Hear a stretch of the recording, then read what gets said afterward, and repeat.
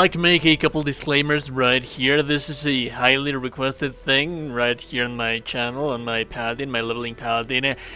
I still think that leveling Paladin is still an amazing choice for you to use as a base and then work in that thing. We're not going to be focusing that much on the leveling things for this Paladin, so when it comes to respect and the stats that you are going to see right here, have in mind that these are all stats that they are focused for endgame, alright? So if I have low strength right here, this is a character that you should be respecting into if you want a Paladin that you should be using to level up. The link is going to be in the video description. And also, I know that there's things like elixirs and potions and some very powerful things that people are using right now to break the game, like mucus and whatnot. Just have in mind that I do not include those things in my builds because I do not think that those are inherent parts of a build. Those are things that you should be able to use once you already have established something that works as a standalone thing. So that is why we do not use arrows, bombs, potions, elixirs and whatnots for our builds, because they require for people to farm something. That is not the purpose of these videos that I have for you right here. This is just a build that is going to work as a standalone. One more final disclaimer, this is the builds that I used to solo. Yes, you heard me right, Raphael, without having to use mucuses nor anything else. Yes, that's just how powerful this build is.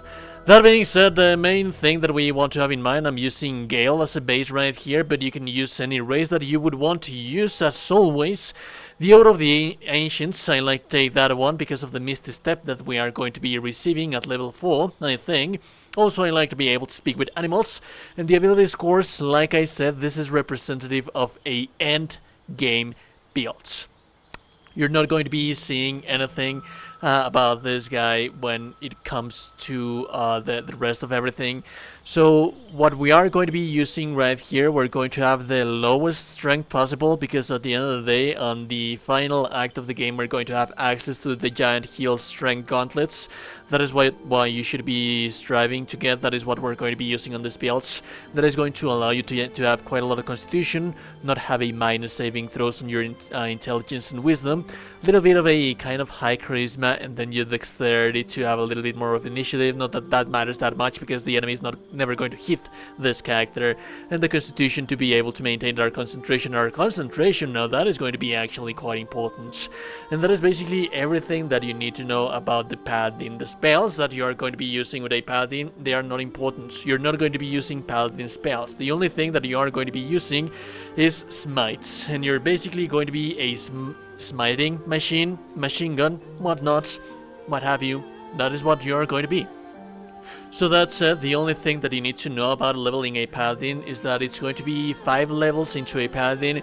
It's going to give you Misty Step, it's going to give you quite a lot of smites, and it's also going to give you Magic Weapon and Shield of Fate. And those are the only spells that we are going to be using for the Paladin. The one thing that it is going to matter, and the concession that you need to make, is going to be at level 2, the fighting style that you are going to have.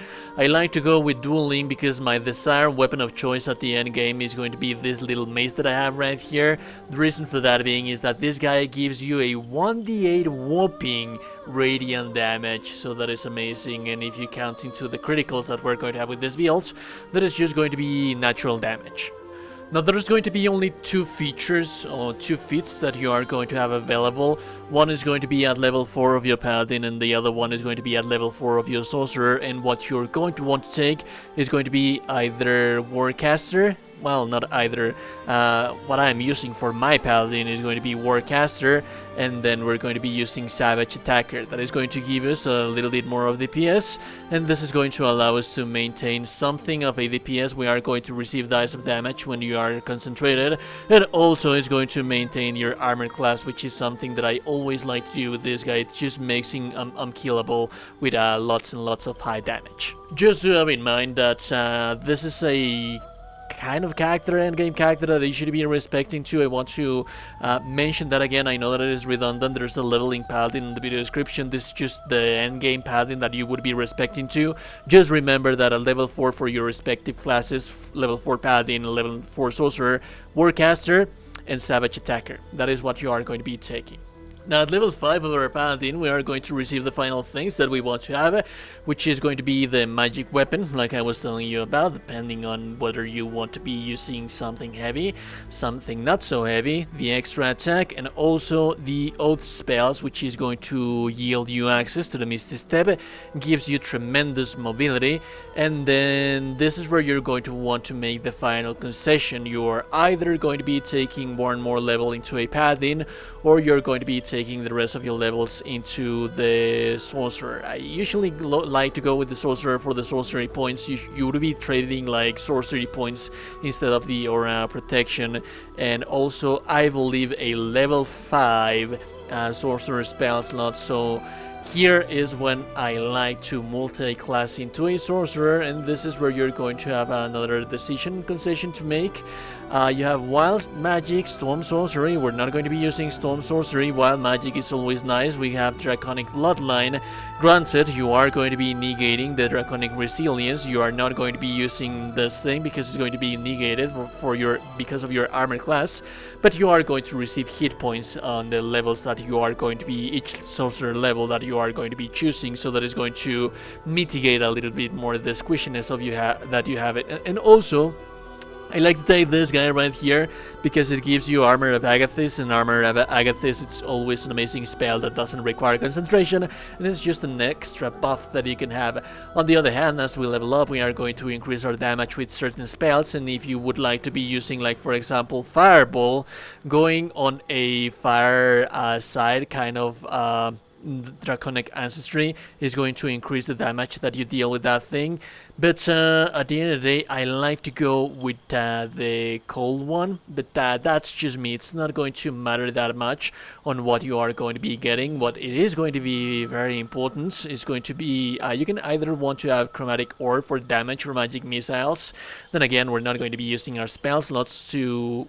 They are going to be wasted if you use this thing, so what you are going to want to use is Shield, and Shield is going to increase your armor class by 5 each time that you take a damage from an enemy, and also you take no damage from magic missile. And this is basically a reaction. It happens once every turn, and you can be spending a level 1 spell slot on every turn. So the level 1 spell slots that we're going to have with this Paladin, they are going to be basically for survivability.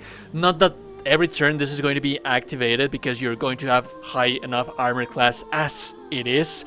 But in those case scenarios where the enemy does manages to land a cheeky kind of a critical hit or something very, very high, this is the thing that is going to make you invulnerable. And this is basically the one of the things that breaks this Paladin, because it virtually makes you unkillable unless someone lands a critical hit. And at the end of the day, because of your plate armor, you're not going to receive that much damage from critical hits. So yeah, there's that. Other than that, the spells that you take from this point onward, they are going to be depending on your personal preferences. Like I said, you're not going to be casting spells that much. What we do want to have as a main thing is going to be the Metamagic Twin spell, because this is going to allow us to buff our Paladin with our concentration spell. Not only our Paladin, but someone else. So if you want to have, like for example, this is a crazy shenanigan that I like to do, and I want to get to this part of the video, because imagine being able to have 4 Paladins. Yes, you heard me right. Imagine being able to have 4 Paladins, 4 Sorcadins. I'm sorry. So you basically use your buff of armor class, your Shield of Fate, with 2 Paladins. You twin cast them, and then you buff your 4 Paladins, and then you twin cast your magic weapon, and then you have a offensive and defensive buffs on your entire crew of Paladins. It is something crazy, but it is something that I like to think, and since this thing is already overpowered on itself, it's just going to be breaking the little thing that much more, so that is always nice.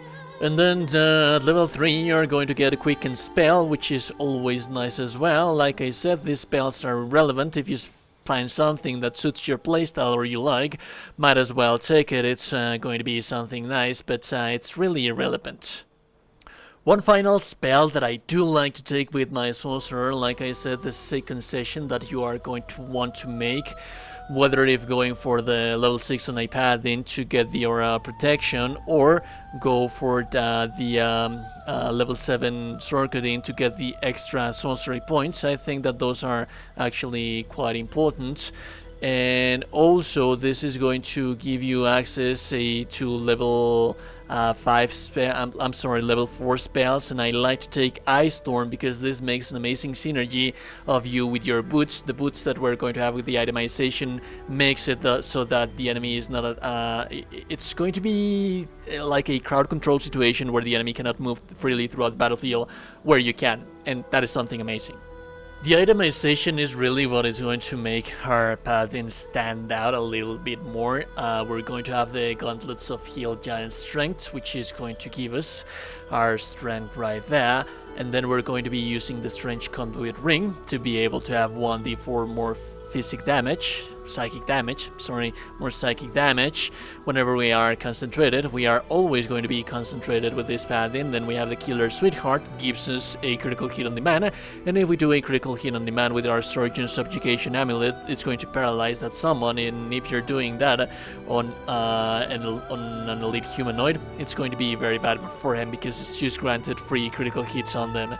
And then we have the Cloak of Protection and the Plate Armor. The Plate Armor is going to be any plate armor that you want. The higher the armor class that it gives you, the better. I do not advise. A lot of people is going to say, why are you not using the Helldusk armor? Well, basically, just you are a Paladin, you already have proficiency, so save this thing for a mage or someone that doesn't have a proficiency. It's just going to take advantage of that thing a little bit better. So just take something that is going to give you 20 armor class at the third act of the game with this thing right here. And then the Helldusk boots. These guys are going to allow you to traverse through the Ice Storm that you have right there. So you have access to level 5 spells, and it's going to deal quite a lot of damage. If you do not want to waste that spell slot right there, you can use a level 4. What we want for this thing for is just basically you can use your elemental something, and you're not going to be able to be moved from this thing. As for the weapon, I am using the Devotee's Mace, and just because this gives you a 1d8 radiant damage. You can also be using the Blood of Lathander, but that doesn't give you that much damage. Or you can also be using as well the Duelist Prerogative, which is going to be somewhat close damage, but this one gets advantage the most when you're not using shields. So overall, the most DPS that you're going to reach, it's going to be with the Devotee's Mace. And then this is the only +3 armor class legendary shield that we have access on this game. If you do not have this thing, you can certainly, most definitely, be using a shield that is going to give you a simple +1 shield that is going to give you a +3 to your armor class. We want to have as much armor class as possible. We have 25 right now, and if we use our magic armor that we got from the Sorcerer, we basically have 30 armor class, meaning that you can either use your magic weapon or your Shield of Fate. But like I said, the Shield of Fate is always a nice idea because it's just basically an extra shield +2 armor class at all times whenever you are concentrated, and it doesn't disappear unless you lose concentration, which you're not going to be losing concentration because of the high constitution and also because of the warcasters that we have. So yeah. And that is basically how this thing works. The thing is that this bad boy is going to give you access to level 5 things. If we, let's say for example, activate our extra dice of damage when we are concentrated, let's take for example right here our magic weapon. And that is going to allow us to do Divine Smites of nearly 80 damage, so that is filthy. And you have lots and lots and lots of spell slots granted. Some are going to be lower than others, but still it's just the level 2, it's just 55 damage, the level 3 is just 63 damage, the level 4, which you have 3 of these guys right here, this is going to be 71 damage, and then the nearly 80 damage. So yeah, the only thing is that you're going to be using the level 1 spell slots to cast your concentration spell, which either going to be Shield of Fate or Magic Weapon. That is going to activate your ring to get those extra dice of damage. And yeah, you're going to be using the rest of your level 1 spell slots to activate your shield. That is a reaction. It activates anytime that the enemy succeeds the high armor class that you already have. So the enemy has to bypass the 27 armor class if you're using the Shield of Fate.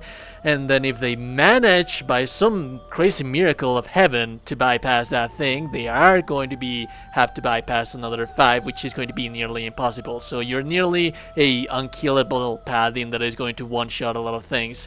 The only downside is that this thing uses bursts of smites, and a lot of people do not like that much. But just have in mind, this is something that you can do or you cannot do. There's an infinite amount of camp supplies in this game, so you can be resting at the end of each turn. There's people that get triggered by that, but if you don't get triggered by that, then just do it. If you run out of camp supplies, then you can use a rogue to steal the camp supplies from tavern vendors. So yeah, they restock their camp supplies. So there's no way you're going to be running out of camp supplies in this game. And yeah, the ideal thing is just burst the hell out of everything if you're going to be one soloing, lone wolfing with this paladin. Just burst the hell out of everything and then take a long rest and move on to the next fight. Might be cheesy, a lot of people don't like it, but it is what it is. If you like the content, so like and it's super appreciated.